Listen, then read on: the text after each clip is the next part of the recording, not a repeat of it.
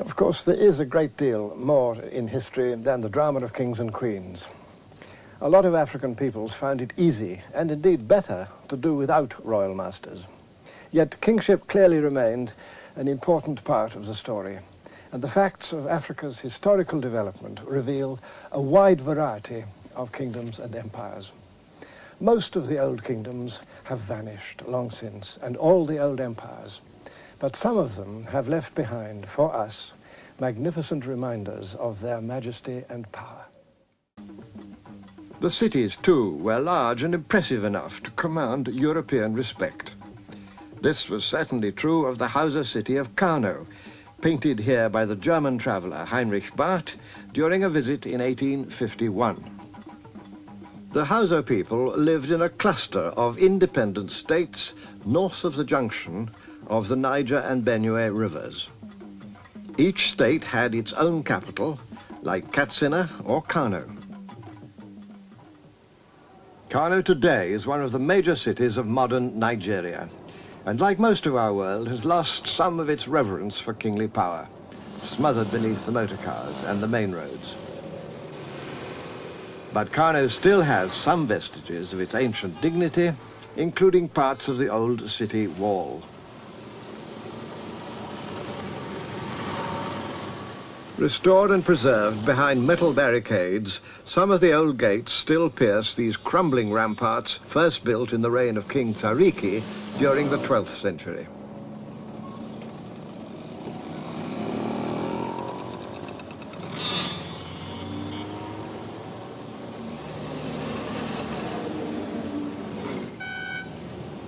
Modern Kano is as brash and noisy as any African city of our time, with its concrete office blocks, its traffic jams, its utterly persistent roadside vendors, and imperious police force.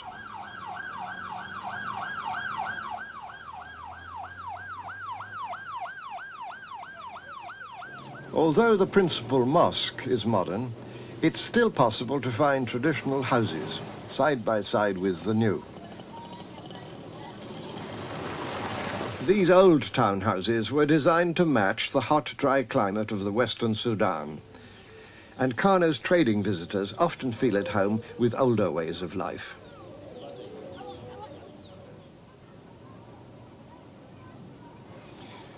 Like so much else in Nigeria today, this modern city of Kano has grown out of an ancient civilization, and from a local enterprise practiced through a long period of early development. Kano's story through the centuries became one of singular drama and brilliance. Ever since the Middle Ages, this old city has been a magnet for countless travelers, a place of rest after hard journeys, a seat of scholarship and of royal power, and a market echoing with the din and traffic of the whole Western Sudan.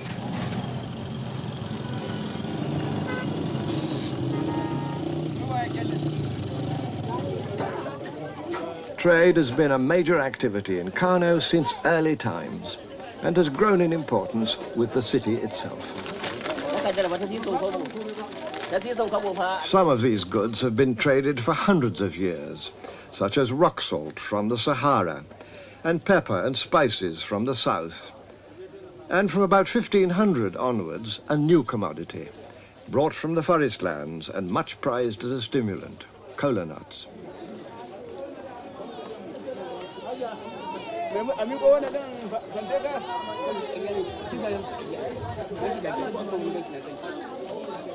Whether the trade was long distance or local, Kano was, as it is today, a place where there was money to be made and goods manufactured for sale.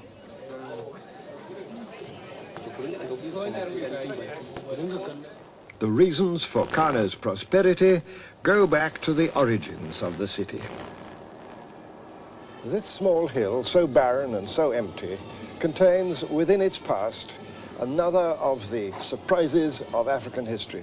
To reach its secret, we have to go back more than 1,000 years. At that time, before or about AD 900, people came and settled and began to build a little town here on this hill, which they called Dala. To begin with, Dala was just another hill settlement, a source of iron ore and a place of refuge, otherwise no more important than many other small villages scattered across Hausaland. The early history of the region tells of rivalry between these villages, and Kano, well placed to take advantage of the natural wealth of the region, gradually emerged as the most powerful settlement in its area.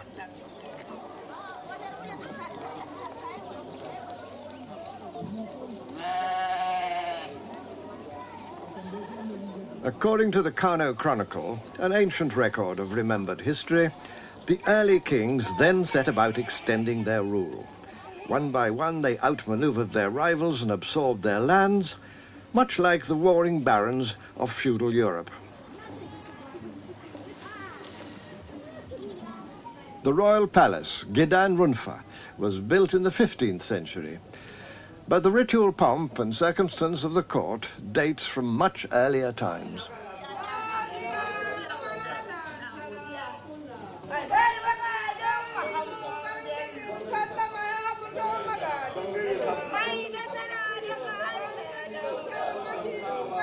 Preceded by women praise singers who tell the world of his power and glory, the King of Kano emerges from the inner palace for his daily round of public duties.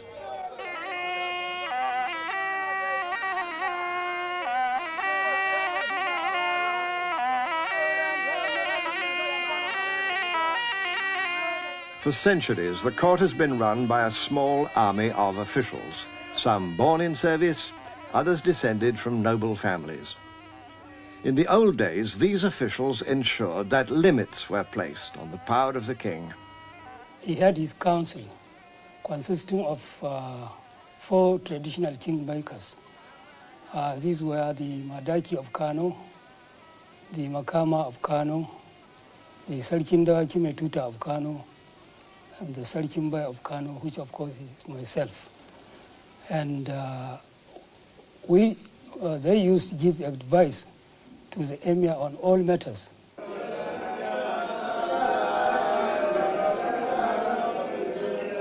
The person of the king himself was shrouded in mystery. Even the simple action of sitting down on his throne had to be concealed from public gaze.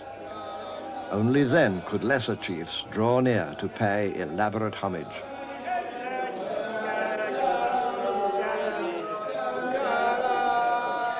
The king's face and most of the rest of his person were obscured from public view. His royal feet were not supposed to touch the ground. The ostrich feather sandals were part of his exclusive regalia. But in spite of all this prestige, there were strict limits to the king's authority. The 4 kingmakers had the power to choose the heir to the throne from any one of the male children of the royal family. The king was dependent on the cooperation of a large hierarchy of lesser chiefs.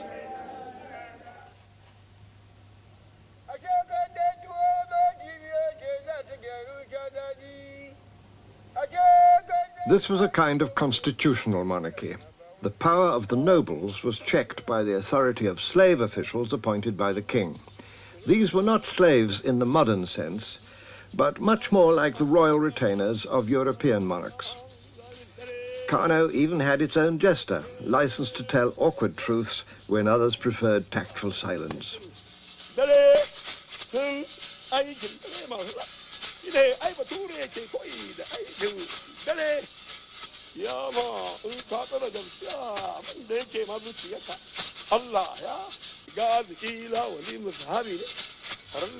But there were other royal servants with great authority. A leading nobleman of Kano, the Makaman. Well, slave officials, there were 4, 2. That is Shamakin Kano, Salama, Darini, and Kilishi, slaves.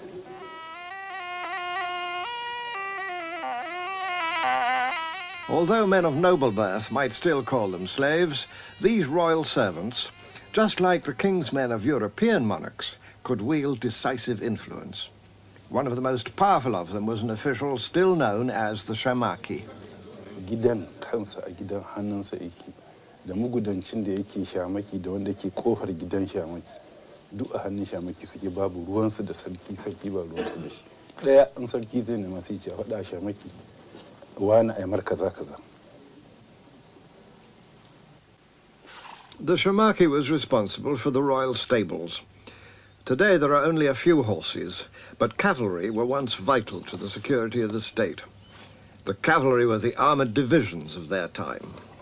Even today the royal horses are valued so highly that they're fed every morning by hand.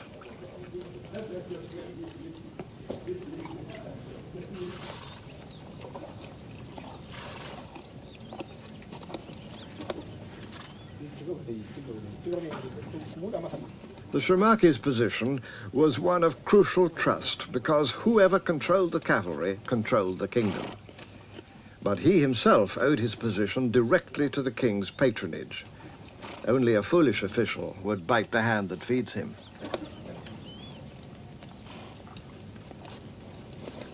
Another so-called slave official was the Salama. The Salama had responsibility for the royal arsenal, and he had direct access to the king.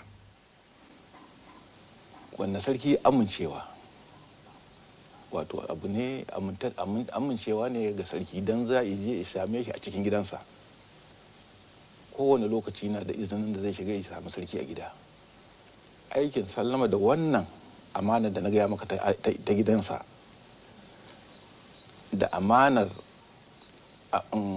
abin gaba kamar su bindiga, su kibiya, su lufudda, to di ikon salama ne.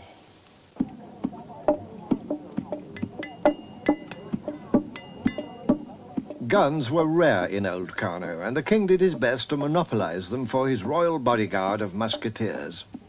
These were housed in the palace itself.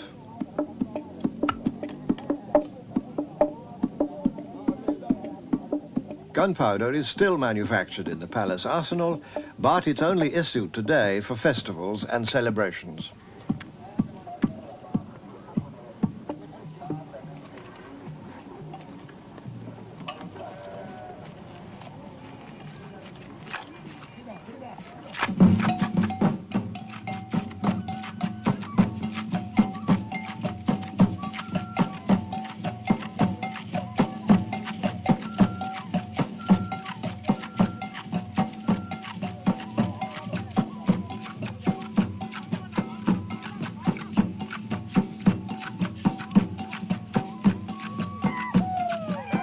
Control of the bodyguard is vested in the Salama.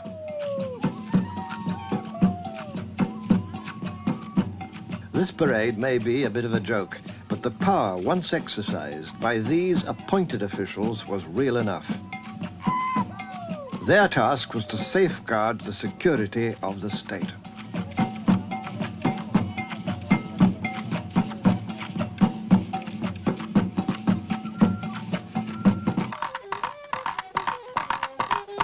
Early Kano had its own religion. Its beliefs involved ancestors, local spirits, and various natural forces. Many of these beliefs centered on a cult which endures to this day, known as Bori. The Bori ritual is extremely old. This form of it, nowadays little more than a popular entertainment, still carries an echo of its old magical persuasion.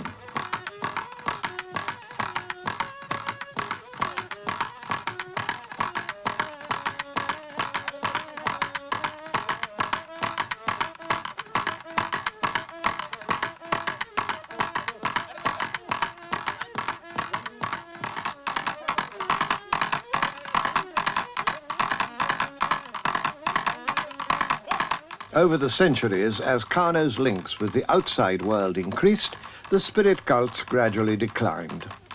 They gave way to the modernizing influence of a world religion, Islam.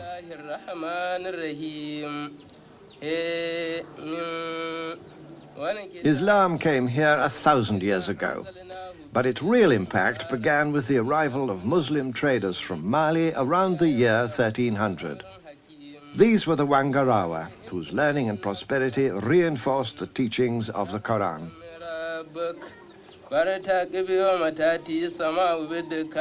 Slowly, Muslim influence widened until the great majority of the Kano people, led by their king, answered the call of the Prophet.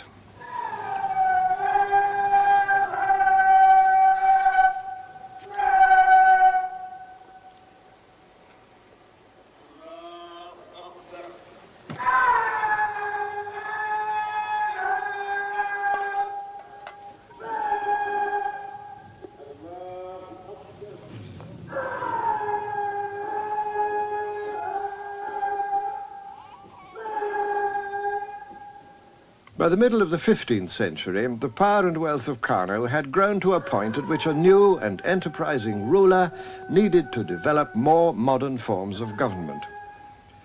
Mohammed Runfa, one of the most famous kings of the old Harbi dynasty, sent for a North African expert in Muslim law and custom named Al-Maghili. Al-Haji Maita Masuli explains. Sheikh Maghili, after having studied and after having become very learned and world famous in Islamic studies, decided to come to this part of the country to establish himself, which he did in Kano.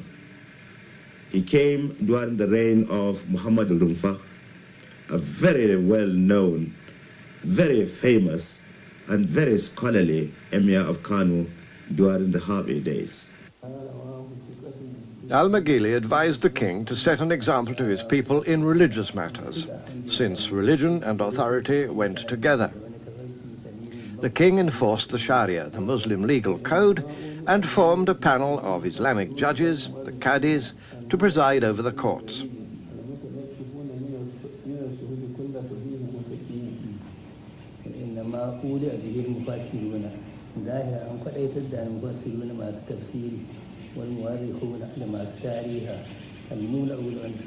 The present Chief Qadi of Kano, Dr. Hassan Gwazo, is an expert on Al-Maghili's teachings. In fact, he devised two types of courts, that is, courts of first instance and also court of appeal.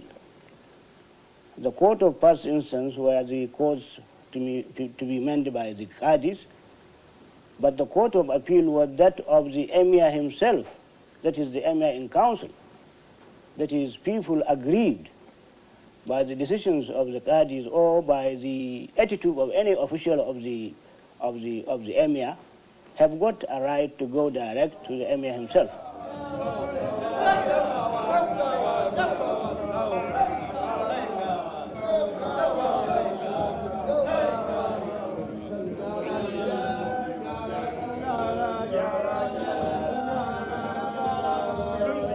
In a book called The Obligations of Princes, Al-Maghili set down a number of rules for the king to follow in the affairs of state. He warned the ruler that he shouldn't content himself with informations brought to him by his officials, because he said, because sometimes complaints might be against the officials, and therefore the emir should be always accessible. And that is why we see in the history of kingship in Kano, from those days to this present time, that the emir has the practice of coming out, always sitting in a place where everybody can see him, and you can see that this is even done even today. But if justice was in theory available to everyone, it was also sharply administered.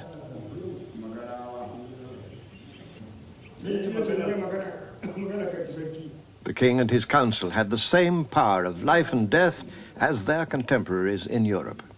He had the power to say if somebody had killed somebody, or the emir, and together with his legal advisors, would go through the case, and then if that person was absolutely guilty, the emir would send him to the hanging place. He had his head cut off.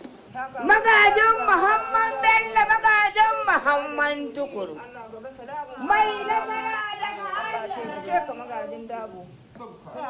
The authority of the king was very great, but like other African kings of that time, including those of Benin and Oyo, he could not be a despot. He administered the law, but he also had to obey it. He ruled his council, but he also had to defer to it.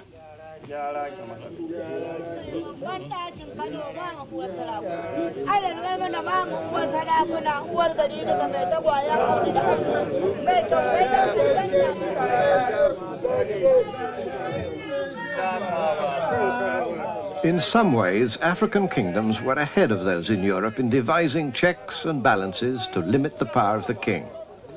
Al-Magili was building on earlier traditions of African political administration when he made rules for the exercise of royal power.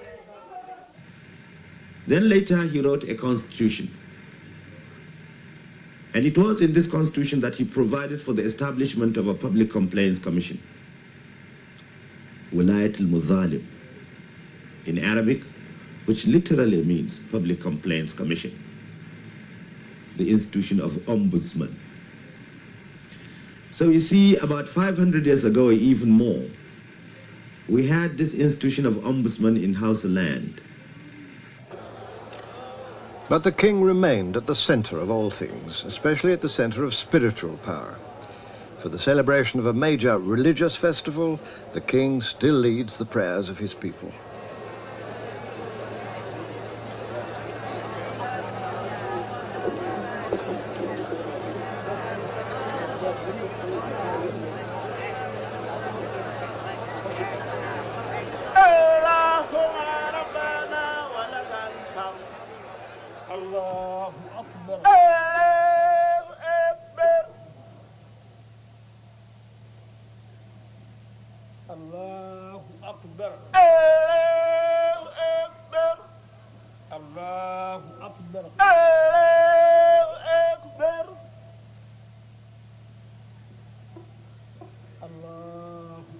Yet men don't live by prayer alone.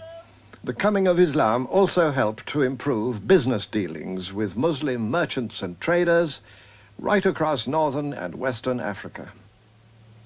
Kano and its neighboring city-states lived within a wide regional community of productive interchange of manufactures, people and ideas. They were fortunate in being placed in a land that lay between the frontiers of large empires. On the east, the Kanuri Empire of Kanem and of Bornu, and on the west, the ancient Mandinka Empire of Mali and the Sonrai Empire of the Middle Niger.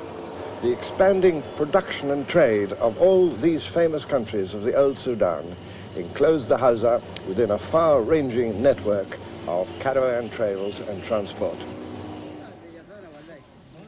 Camels provided the essential haulage system for a flourishing import-export business.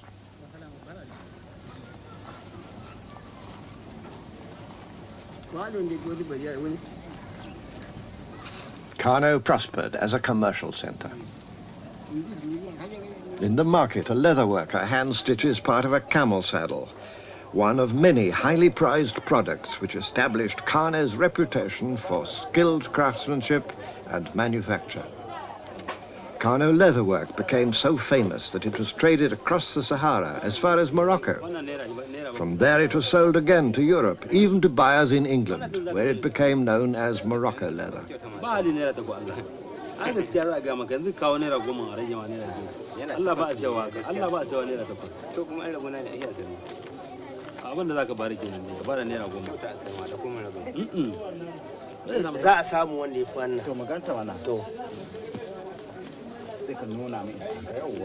Saddle blankets of quilted cotton, still made in Kano, have always been a valued item of trade and manufacture.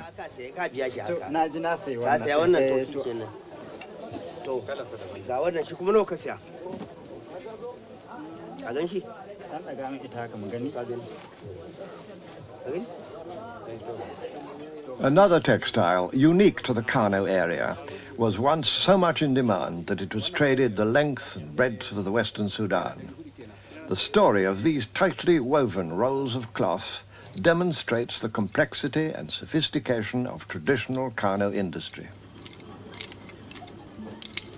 First, the weavers turn out long strips of white cloth on the narrowest looms anywhere in the world, a technique which produces an extremely dense weave.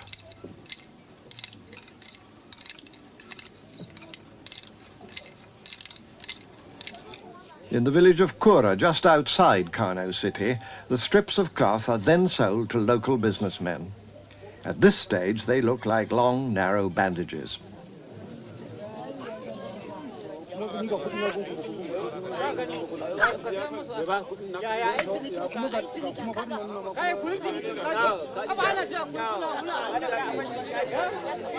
The cloth buyers then arrange for the strips to be sewn together into broad widths of material. These are then taken to the nearby village of Bunkare for the next stage of the process.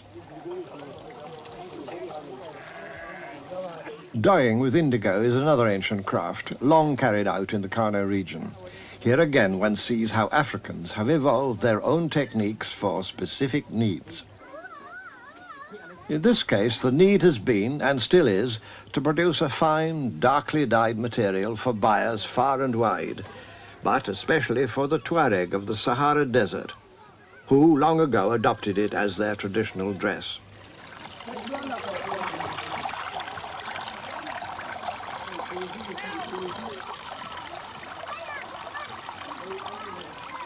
The process has to be repeated over and over. The longer the process, the deeper the dye. Simple though the technique may appear to be, this is only one of several stages of manufacture.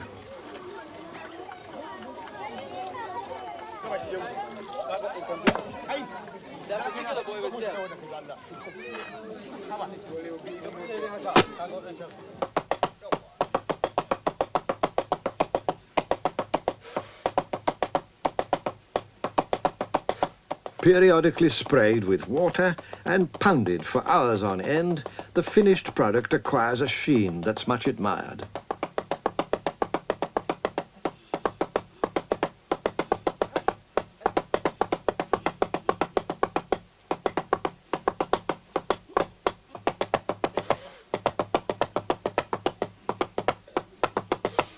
It's this highly polished blue cloth which is then traded out of Kano market to make turbans for local dignitaries and veils for the Tuareg, the blue men of the desert.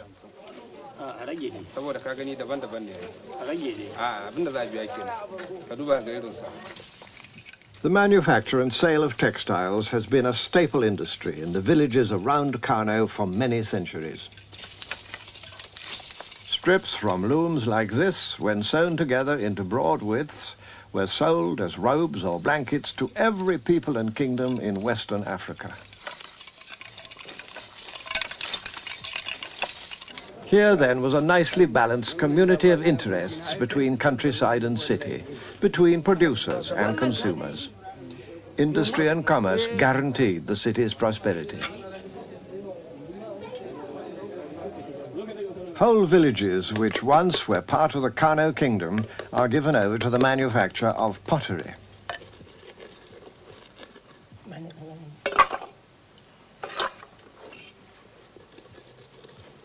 Once the pots are dried, they're taken to a central kiln for firing.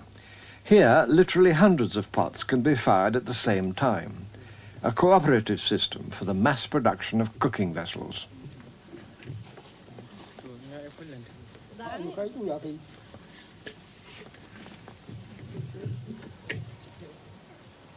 Governing and exploiting all this industry and trade were the king and his council.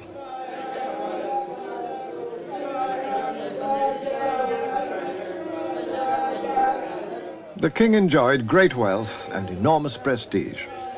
He was always the center of attention, surrounded by courtiers and officials. He could never afford to relax, even when confronted by the grotesque mockery of his jester.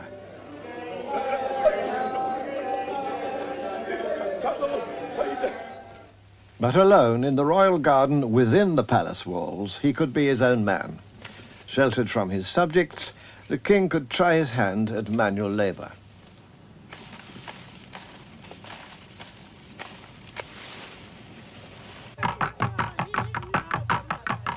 women are rarely seen by visitors to the palace.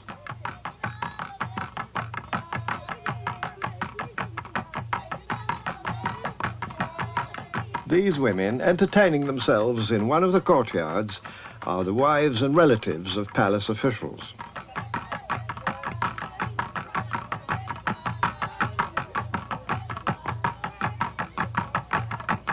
The wives and numerous concubines of the king himself are never allowed to venture from the inner palace. Moslem practice and royal prudence combine to keep them in seclusion. The present emir, like the kings of Kano before him, has many children.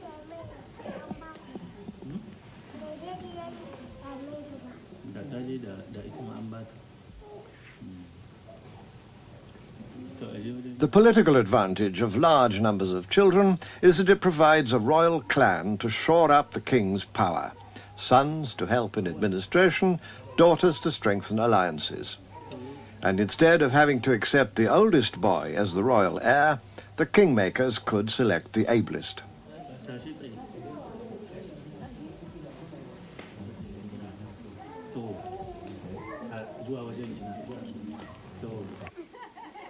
All this huge establishment had to be supplied with the basic necessities. The palace has always had a number of communal kitchens.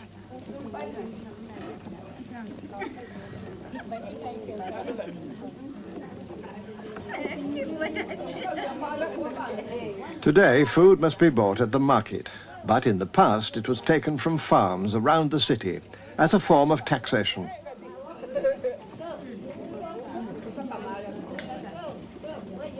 The city and the palace depended on the countryside. The Hausa people's staple crop has always been guinea corn, known here as dawa, which has been grown in Africa for several thousand years.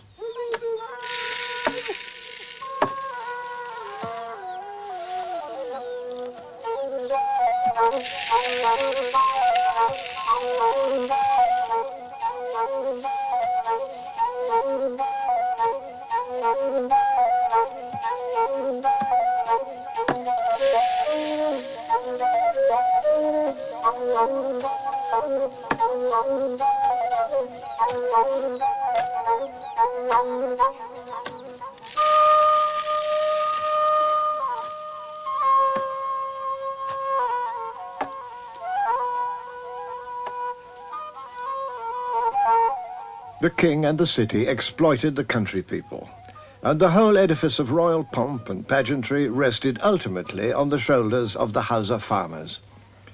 As early as the 11th century, records tell of the unpopularity of royal taxation.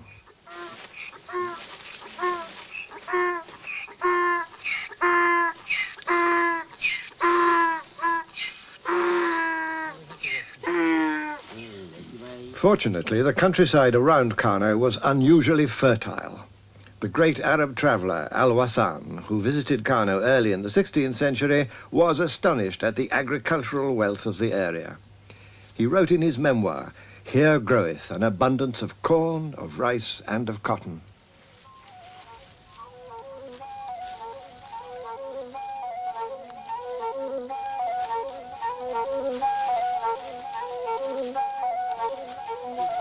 By the 16th century, grain was grown for sale as well as for domestic use.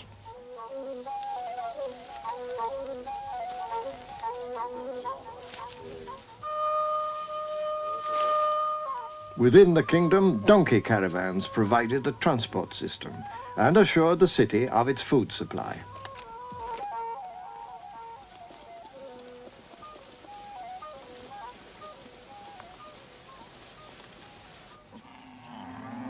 Cattle have been the other great agricultural resource on these broad plains. The king himself and other prosperous city dwellers often owned cattle, which were grazed for them by professional herdsmen.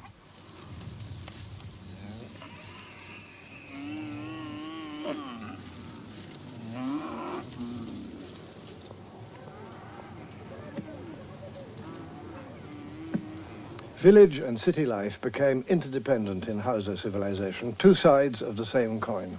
Yet the indispensable source of wealth in Hausaland was not the city, but always the village, whether for production of food or of cotton or other manufactures. Village people paid taxes in cash or in kind to the King of Kano because he was powerful, but essentially because they depended on him and his government to keep law and order in the land, and when foreign enemies appeared, to protect them with the royal army. Armies were raised, just as in feudal Europe, by requiring noblemen and village chiefs to call out their servants and retainers to fight for the king in time of war. The king had some trained soldiers in his bodyguard, but most of his troops were part-time infantry, none too keen on winning glory.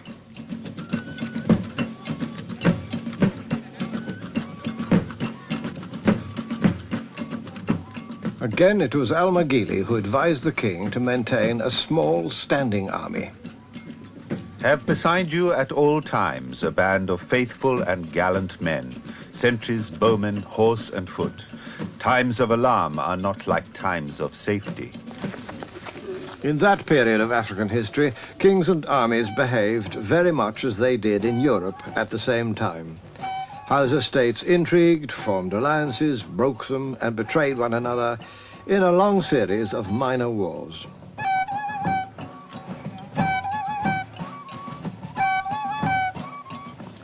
Today, the Kano army may be a trifle rusty, but when the bullhorn calls for courage, they do their best to dramatize the old assault tactics.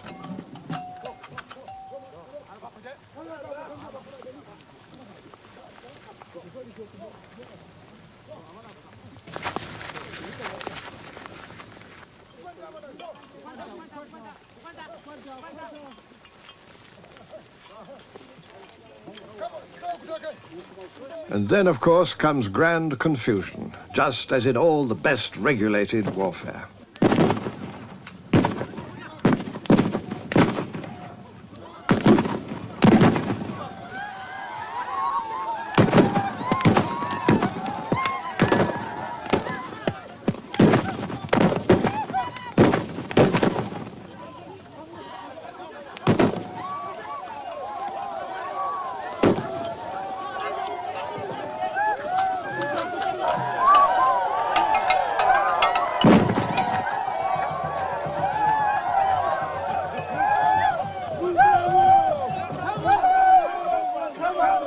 Victory. Then everyone dances.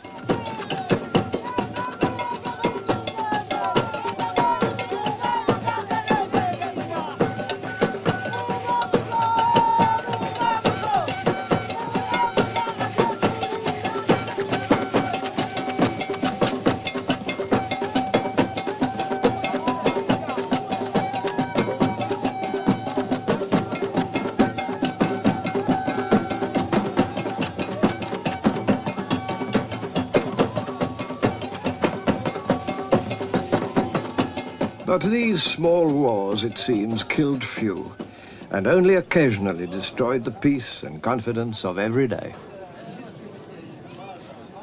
The Hausa people who built Kano and other Hausa city-states were the makers of a strongly conscious, vivid and independent civilization.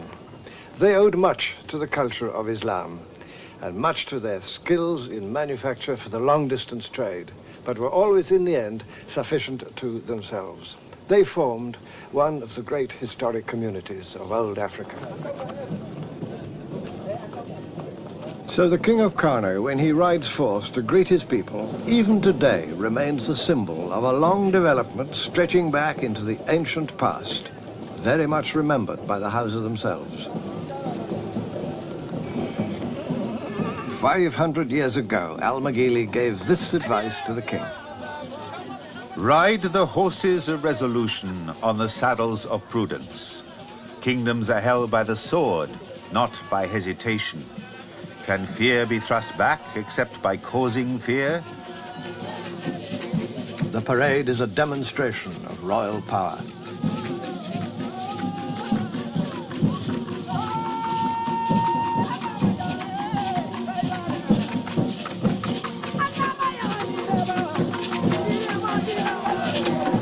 In all this lies the varied and contrasting panoply of civilization that Africans have made for themselves. A history so strangely unknown to people in the outside world, almost as though it had never existed.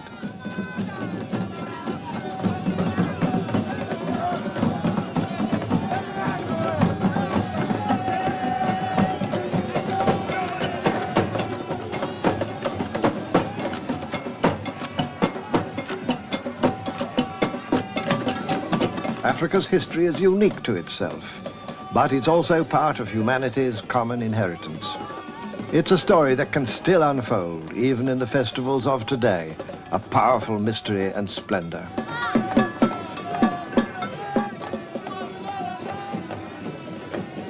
Each of the ancient kingdoms of Africa developed its own customs and beliefs and laws, yet each of them served the same three great duties: to provide a focus of faith and loyalty, to protect the people from enemies abroad, and at home to preserve the peace.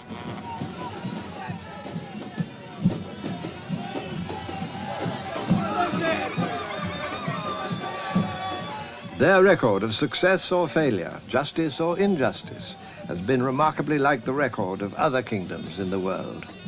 In that heritage, we have all shared.